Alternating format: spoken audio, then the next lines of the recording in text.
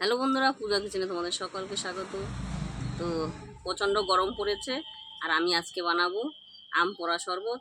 তো দেখো, এই কাঠের চুলায় আম পোড়া দিয়েছি। তো এখন আমি তুলে নেব। তো দেখো, আমটা পুড়ে গেছে আর নরম হয়েছে। এখন আমি আমটা ধুয়ে নেব। আম ধোয়া হয়ে গেছে, খোসা ছাড়িয়ে নেব। তো খোসা ছাড়ানো হয়ে গেছে। আম পোড়া শরবত বানানোর জন্য দেখো কি কি নিয়েছি।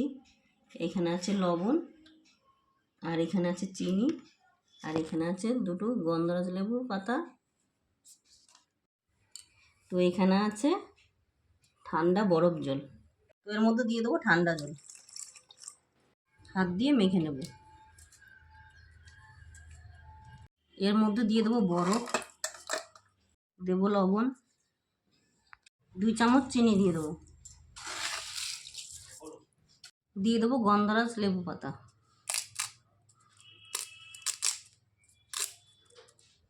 তো একটা গ্লাস নিয়েছি, আর এই দেখো এভাবে নিয়ে আমি আমের শরবতটাকে মিশিয়ে নেব।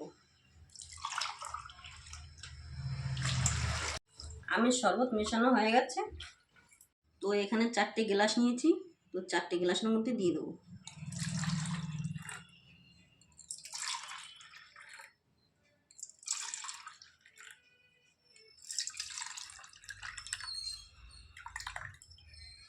তো বন্ধুরা, গরমে ঠান্ডা ঠান্ডা আমের শরবত বানানো হয়ে গেছে।